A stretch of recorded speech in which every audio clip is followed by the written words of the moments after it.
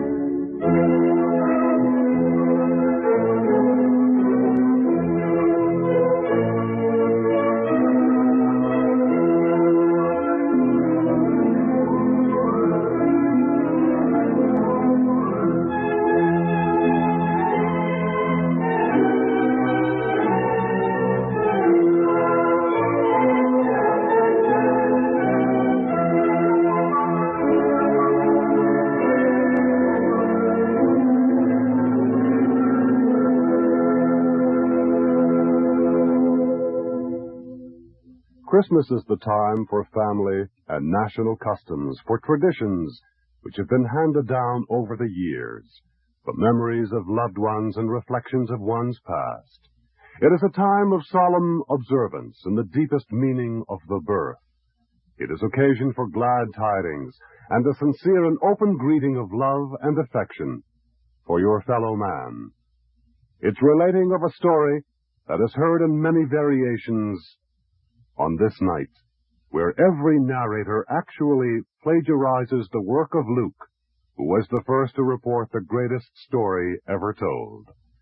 And if that story is one of soul and spirit, then the one that I am to relate is certainly one from the heart, spawned by such things as warmth, sentiment, and sincerity. It is one of the most beloved stories of Christmastide. It began on a cold winter's night in New York City in the year of 1822. Listen.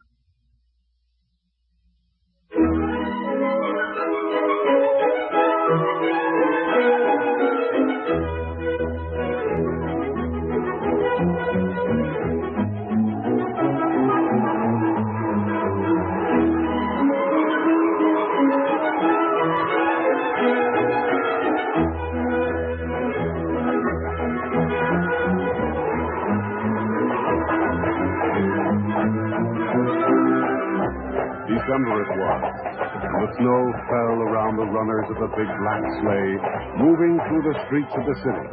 Wind whipped around the hunched figures of two men as the sleigh sissed along.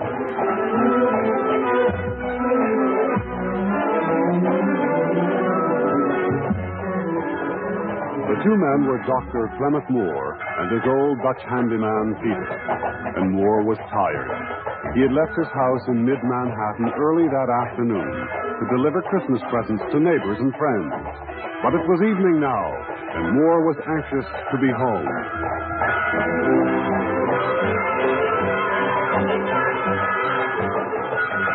Dr. Moore was a little uneasy about his arrival home. Mrs. Moore had planned a Christmas party for that evening, and Moore had rashly promised his youngsters, Margaret, Benjamin, Charles, and Mary, that he would entertain at the party with a little poem for the holiday. Moore was sorry he had made the promise. Christmas poems were not really in his line. Dr. Moore was a scholar. Yes, scholarship was more to his taste. And as for Christmas poems, well, perhaps he would have to disappoint them. Moore looked up at the sky. The full moon was out, bathing the trees and the road in light. How could he put it? Perhaps the moon on the breast of the new fallen snow gave the luster of midday to objects below. Not bad. Part of a poem, anyway. And with a kind of grumpy satisfaction, Moore filed it away in his memory. He then shouted to the horse. The sleigh flew swiftly over the winter snow, but Moore thought hardly fast enough. If only they could fly through the air, pulled by some strange creatures of winter. Reindeer would be wonderful. 8 strong reindeer. And then, thought Moore, I would spring to my sleigh, to my team, give a whistle, and away they would fly. Let's see. Like the down of a thistle. A mad dream, particularly since the sleigh seemed not to be going faster, but slower, and pulled to a stop. The old handyman, Peter, jumped off the sled. Part of the harness had come loose from the singletree. Peter worked the strap back on the swinging bar, and as he crouched in the moonlight, the snow clinging to his beard, Moore had an inspiration. It seemed that Santa Claus was right there before him. In Peter's own face and figure, Moore sensed all the goodness and warmth of Christmas.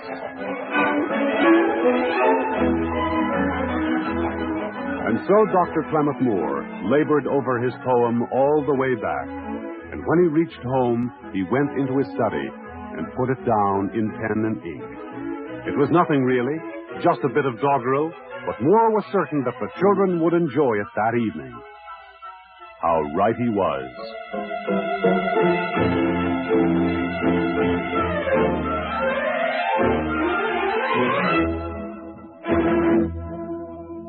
Yes, Dr. Moore was right. As he read his simple poem that night, the eyes of each child shone like the lights of the nearby Christmas tree. But what Clement Clark Moore didn't know that night, better than 125 years ago, was that his simple poem was destined for children yet unborn. Children who would always listen with wide-eyed rapture whenever the opening lines are heard.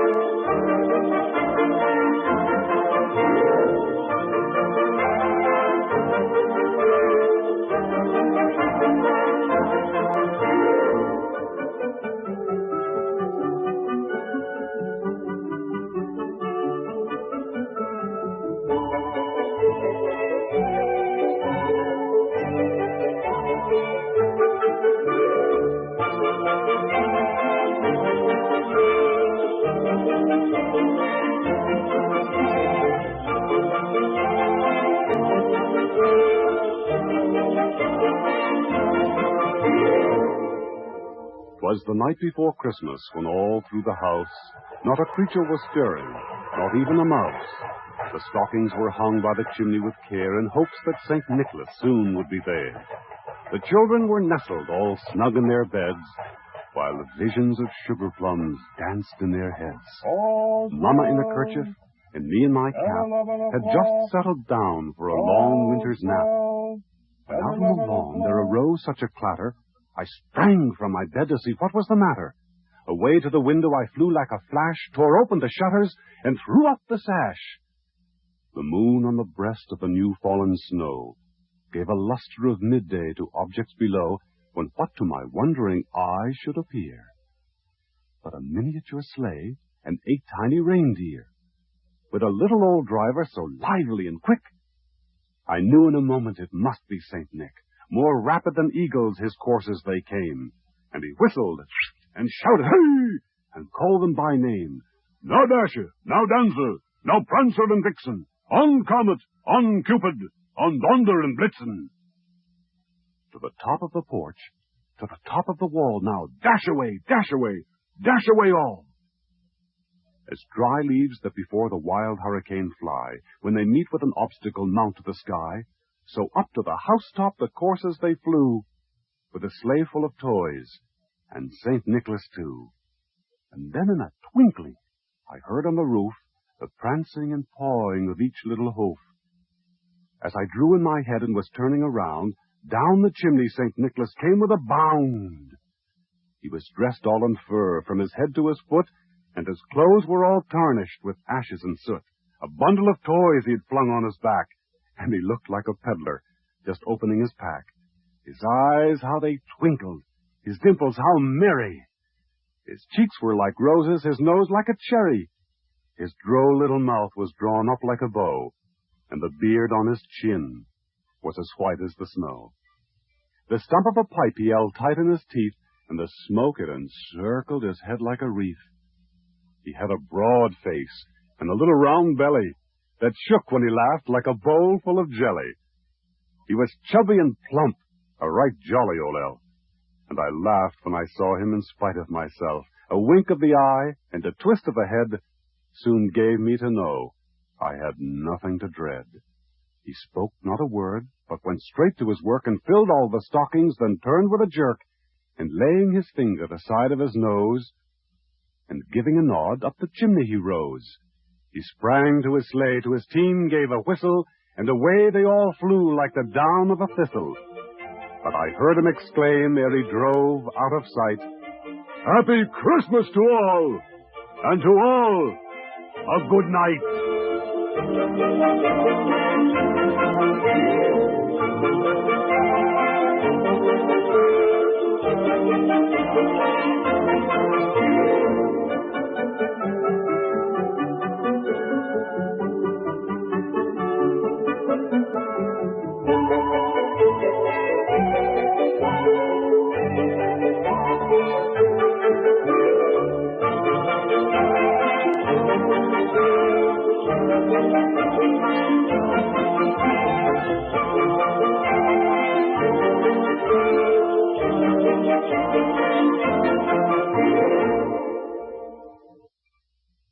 You are listening to Panorama, our presentation, The Spirit of Christmas, and we'll continue after these words from our sponsors.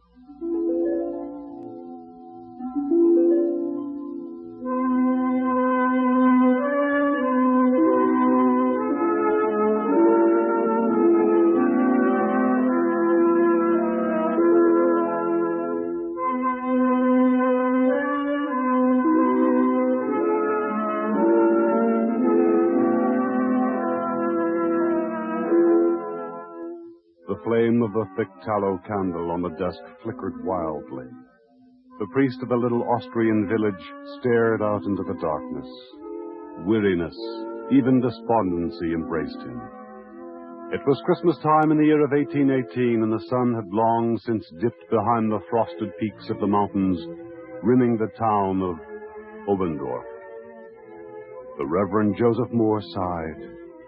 A serious problem tormented him.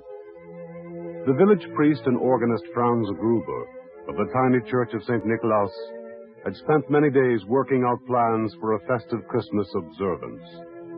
But there could be no festivities that year. The church organ was broken, silent. Mice had destroyed the bellows. Only 6 hours remained to prepare a sermon for midnight mass, to pack the meaning of Christmas into a few words. But words would not come. Father Moore looked about him at the rough sheets of paper, all covered with his futile scrawling. Some of the sheets had spilled on the floor, and paper was expensive. He was wasting far too much. Suddenly there came a sharp pounding at the door. It opened, and a man bulked into the doorway, snow mantling his shoulders. He carried an urgent message. A mile up the mountain, a parishioner had given birth to a young girl. The mother wanted the child to be baptized at once. The snow was falling. The narrow streets were choked with drifts. It would take hours to make the trip. This, certainly, was the last straw.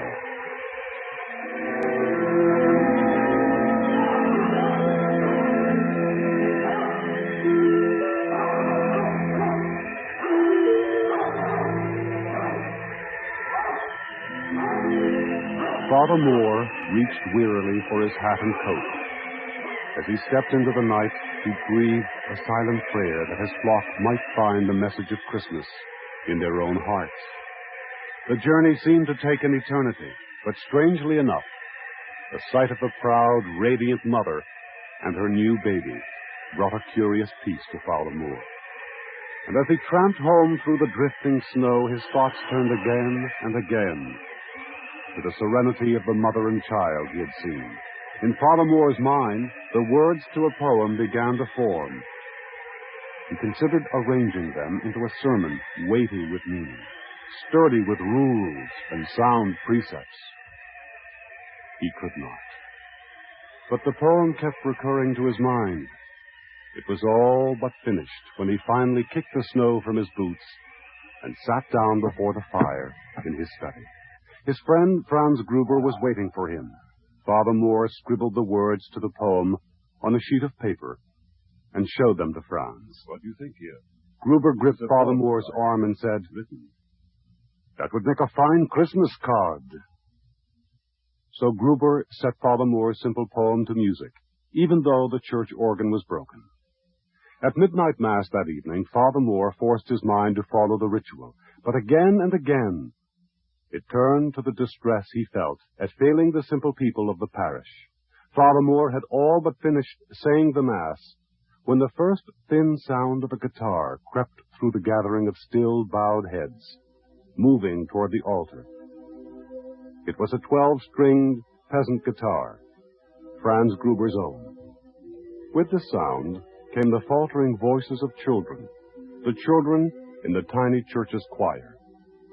The voices wavered, and the young heads were lighted by one candle's flame. They sang the carol shyly at first, then with gathering confidence. As Father Moore listened, his burden lifted, his spirit soared.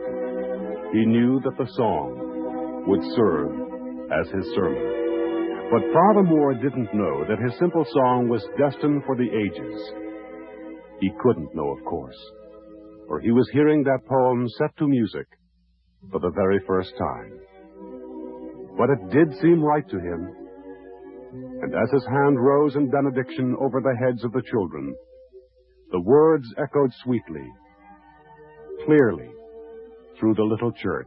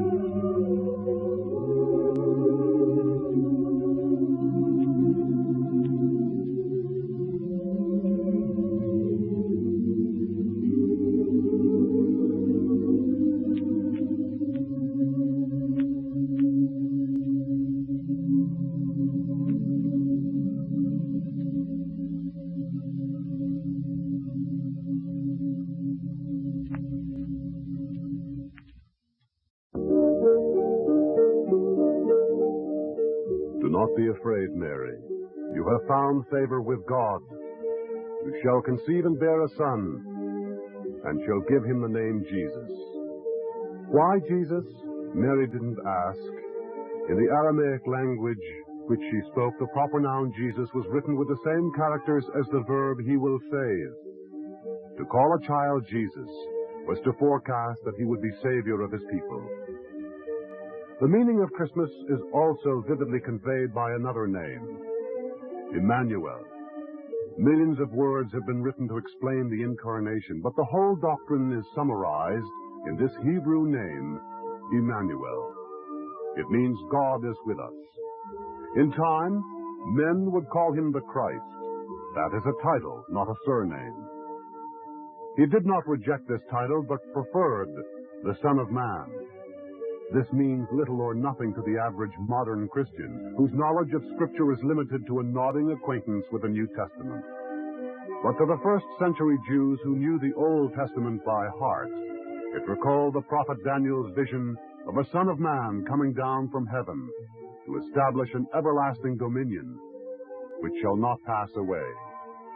His disciples continued to think in terms of an earthly kingship, and they were shocked when he told them that the Son of Man must suffer many things and be rejected and killed, and after 3 days rise again.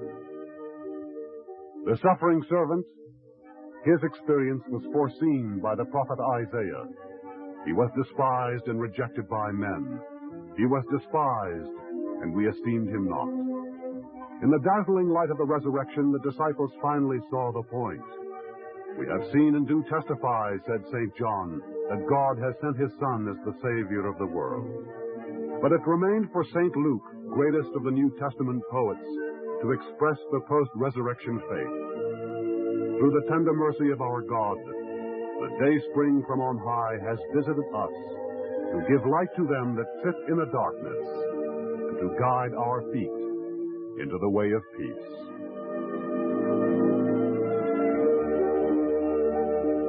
On Panorama, we have presented The Spirit of Christmas.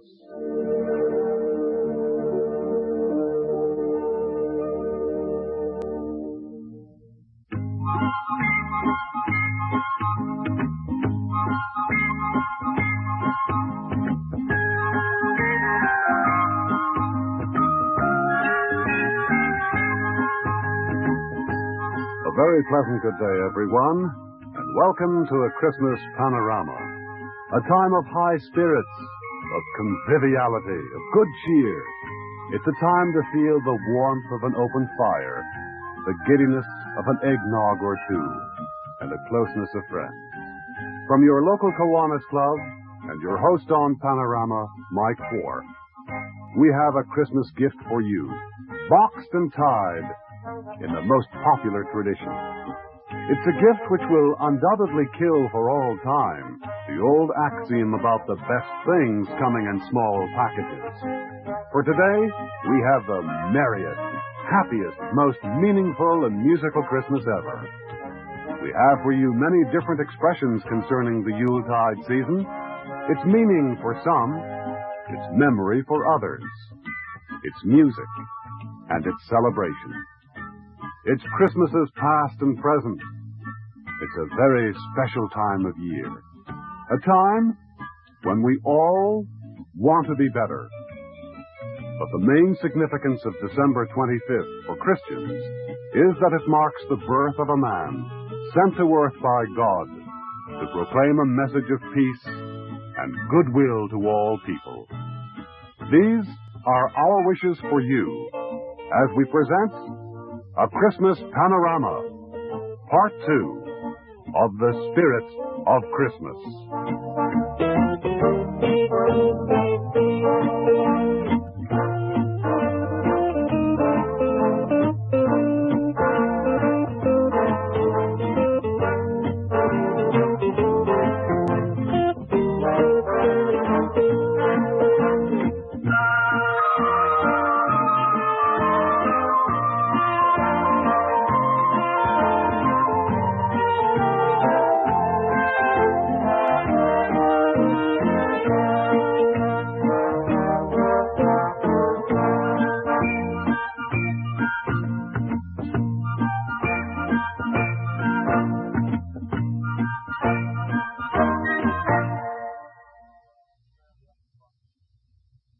On Panorama, our presentation, The Spirit of Christmas, and we'll begin with today's program following these announcements.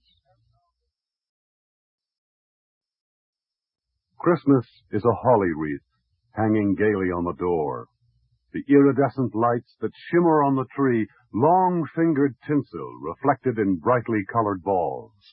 Christmas is the delicious aroma of baking cookies, candies, and popcorn balls, the tingling anticipation of opening the gifts, the wide-eyed wonder in the children's faces. Christmas is...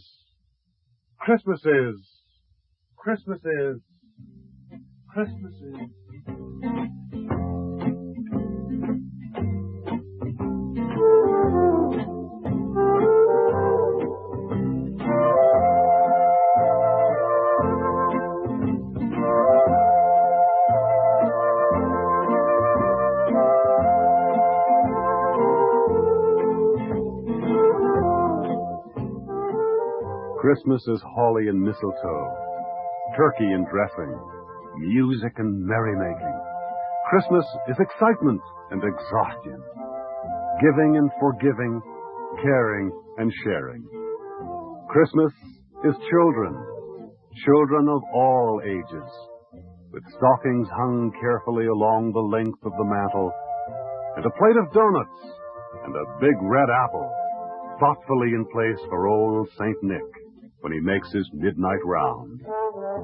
Christmas is a pile of beautifully wrapped gifts stacked around the tree, and perched precariously on the very top of the stack, a knobby-looking parcel with a fat lopsided bow tied with fingers of love, and a hand-lettered card, its words straggling uphill and downhill, proclaims for all the world to see, to Grandma with love.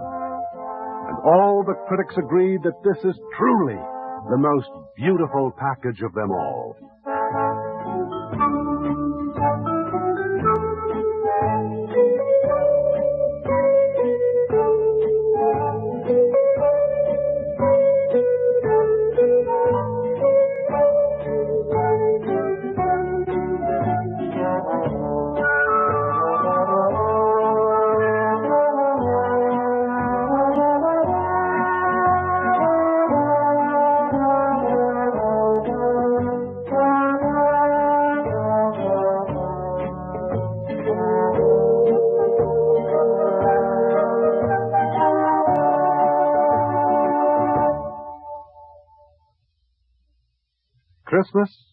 Christmas is a sudden lump in the throat when a burst of music floats through an open door, and a fresh young voice sings the old familiar words. Christmas is storytelling time, and Christmas would not be complete without Mr. Fezziwig, without Tiny Tim, and without Scrooge. No, Christmas would not be complete without Charles Dickens' Christmas Carol.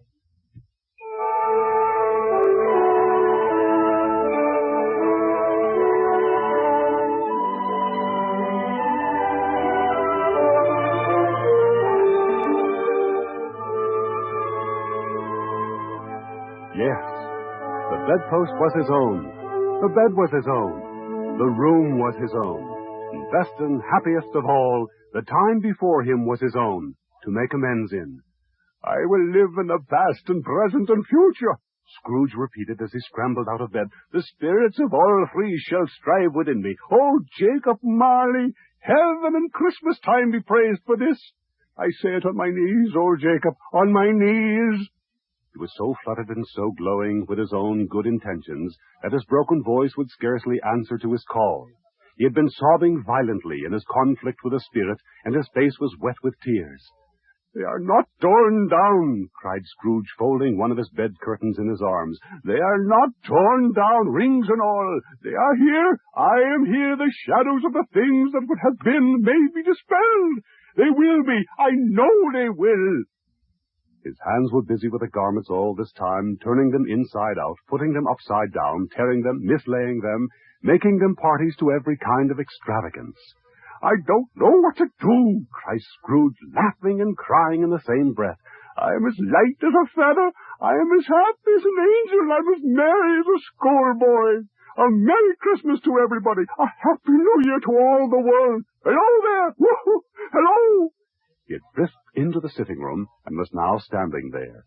There's the saucepan that the gruel was in, cried Scrooge, starting off again and going round the fireplace. There's the door by which the ghost of Jacob Marley entered. There's the corner where the ghost of Christmas past sat. And Christmas present. It's all right. It's all true. It's all happened. It's all happened.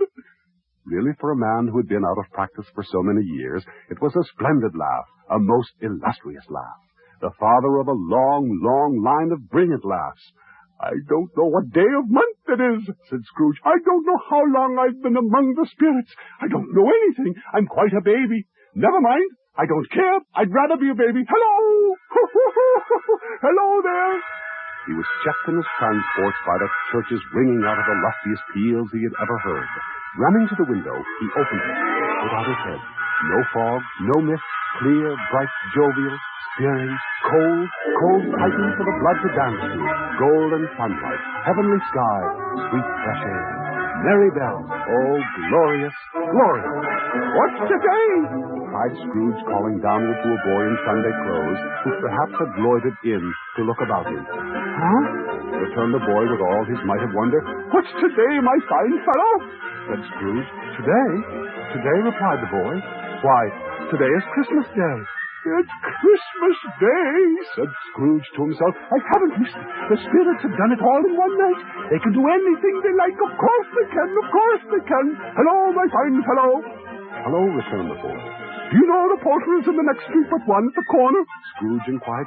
I should hope I do. An intelligent boy, a remarkable boy. Do you know whether they sold a prize turkey that was hanging up there? Not the little prize turkey, the big one. What? The one as big as me? What a delightful boy. It's a pleasure to talk to him. Yes, my lad. Yes, my lad. It's hanging there now. It is? Go and buy it. Walker, exclaimed the boy. No, I'm earnest. Go and buy it and tell them to bring it here, and I may give them the directions where to take it. Come back with me, the man, and I'll give you a shilling. Come back with him in less than 5 minutes, and I'll give you half-crown. The boy was off like a shot. He must have had a steady hand at a trigger. Could have shot off half so fast. I'll send it to Bob Cratchit's, whispered Scrooge, rubbing his hands and splitting with laughter. He shan't know who sent it. It's twice the size of Tiny Tim. The hand in which he wrote the address was not a steady one, but write it he did somehow, and went downstairs to open the street door ready for the coming of the poulterer's man. As he stood there, waiting his arrival, the knocker caught his eye. I shall love it as long as I live, cried Scrooge, patting it with his hand. I scarcely ever looked at it before. What an honest expression it has on its face. It's a wonderful knocker. Here's the turkey. Hello. How are you? Merry Christmas. It was a turkey. He never could have stood upon his legs, that bird. He would have snapped them short off in a minute, like sticks of sealing wax. Why, it's impossible to carry that to Camden Town. You must have a cab. The chuckle with which he said this, and the chuckle with which he paid for the turkey, and the chuckle with which he paid for the cab, and the chuckle with which he recompensed the boy, were only to be exceeded by the chuckle with which he sat down breathless in the chair again, and chuckled until he cried.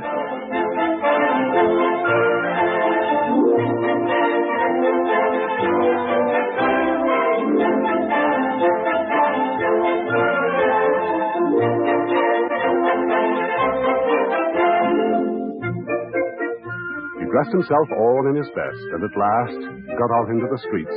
The people were by this time pouring forth as he had seen them with a ghost of Christmas present, and walking with his hands behind him, Scrooge regarded every whim with a delighted smile.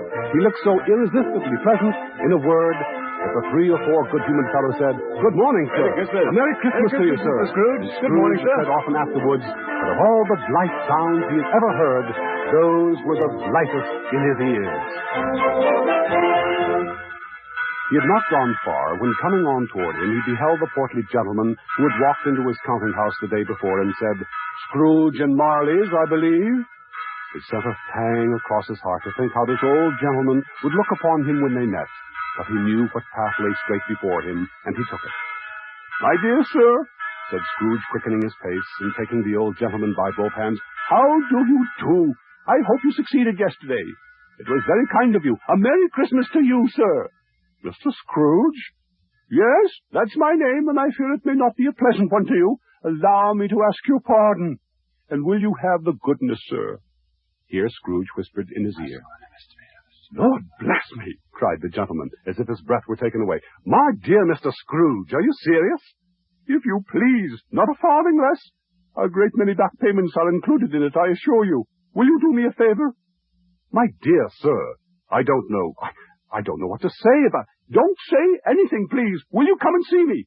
"I will," cried the gentleman, and it was clear he meant to do it. Thank you. I'm much obliged to you. I thank you 50 times. Bless you."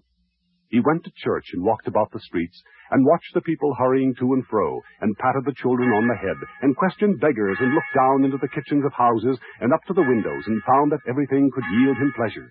He had never dreamed that any walk, that anything, could give him so much happiness. In the afternoon he turned his steps toward his nephew's house. He passed the door a dozen times before he had the courage to go up and knock. But he made a dash, and he did it. "Is your master home, my dear?" "Yes, sir." "Where is he, my love?" "He's in the dining room, sir, along with my mother. I'll show you upstairs, if you please." "Thank you. He knows me," said Scrooge, with his hand already on the dining room lock. "I'll go in here, my dear." He turned it gently and sidled his face in round the door. They were looking at the table, which was spread out in great array, for these young housekeepers are always nervous on such points, and like to see that everything is right. "Fred? Fred?" cried Scrooge. "Why, bless my soul," cried Fred. "Who's that?" "It's I, your Uncle Scrooge. I've come to dinner. Will you let me in, Fred?" Let him in. It's a mercy he didn't shake his arm off. He was at home in 5 minutes. Nothing could be heartier. His niece looked just the same. So did everyone when they came. Wonderful party, wonderful games, wonderful, wonderful happiness. But he was early at the office next morning. Oh, he was early there. If he could be first and catch Bob Cratchit coming late, that was the thing that he'd set his heart upon. And he did it. Yes, he did it. The clock struck 9. No Bob. 1:15. No Bob. He was a full 18 minutes and a half behind his time. Scrooge sat with his door wide open, that he might see him come in. His hat was off before he opened the door, his comforter too. He was on his stool in a jiffy, driving away with his pen, as if he were trying to overtake 9 o'clock. "Hello?" growled Scrooge in his accustomed voice, as near as he could feign it. "What do you mean by coming here at this time of day?" "I'm very sorry, sir. I'm behind my time." "You are?" repeated Scrooge. Yes, I think you are. Step this way, sir, if you please." "It's only once a year, sir," pleaded Bob, appearing from the tank. "It shall not be repeated. I was making rather merry yesterday, sir." "Now, I'll tell you what, my friend. I'm not going to stand this sort of thing any longer. And therefore," he continued, leaping from his stool and giving Bob such a dig in the waistcoat that he staggered back into the tank again, "and therefore, I'm about to raise your salary." Bob trembled and got a little nearer to the ruler. He had a momentary idea of knocking Scrooge down with it, holding him, and calling to the people in the court for help and a straight waistcoat. "A Merry Christmas, Bob," said Scrooge, with an earnestness that could not be mistaken, as he clapped him on the back. "A merrier Christmas, Bob, my good fellow, than I've given you for many a year.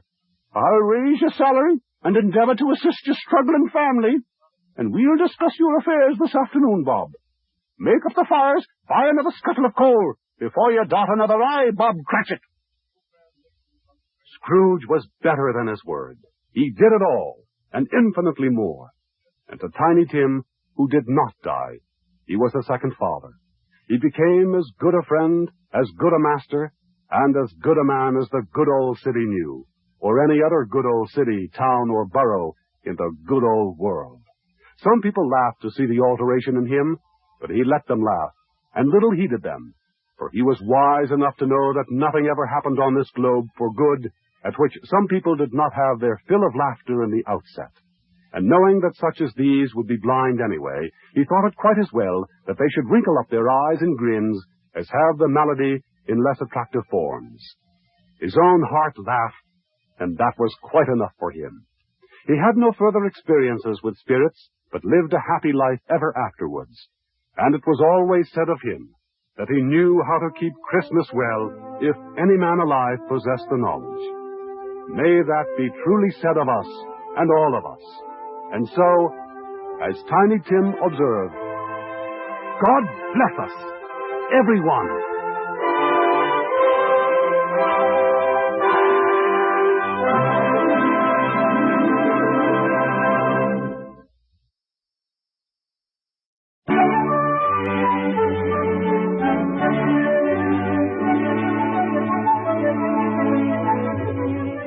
Soon it will be Christmas, and the Christian world is lifting its voice in song. As every year, contemporary music is being laid aside to make room for traditional Christmas songs, hymns and carols, songs of childhood, music of the churches, melodies of memory. This is a joyous season, and the music expresses that joy. One holiday song that expresses the feeling well is the ancient English hymn, Joy to the World. It bursts out with the joy of Advent, the coming of Christ. The hymn was written in 1719 by Dr. Isaac Watts of Southampton, England. It is a free English treatment of the last verse of the 98th Psalm. The first four thundering notes of the melody have been an inspiration for more than 2 centuries. Joy to the world, the Lord is come.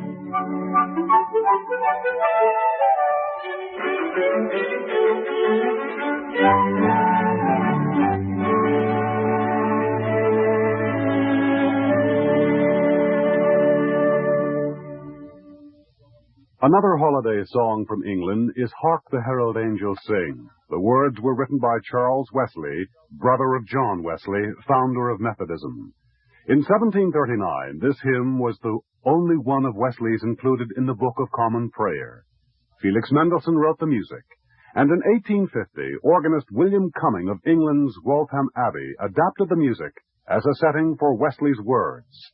Hark the herald angels sing, Glory to the newborn King.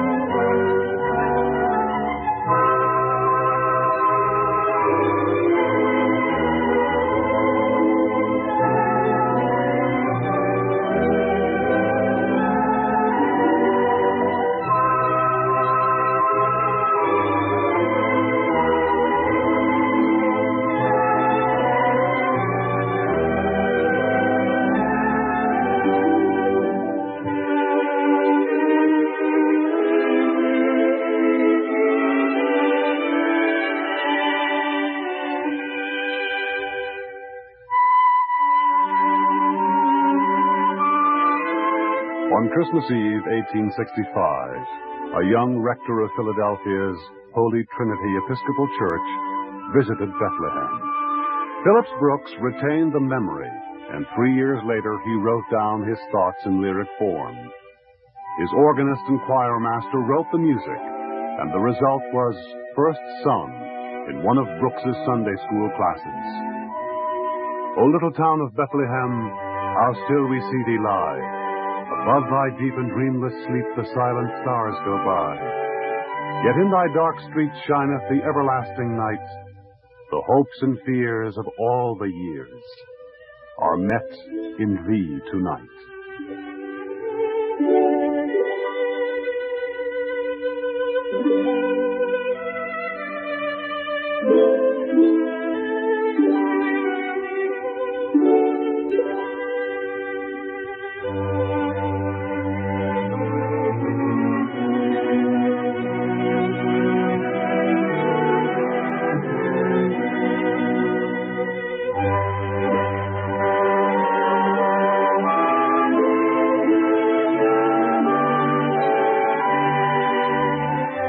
The year was 1849, and the Massachusetts Unitarian, Reverend Edmund Hamilton Sears, wrote the words for the graceful hymn, It Came Upon a Midnight Clear.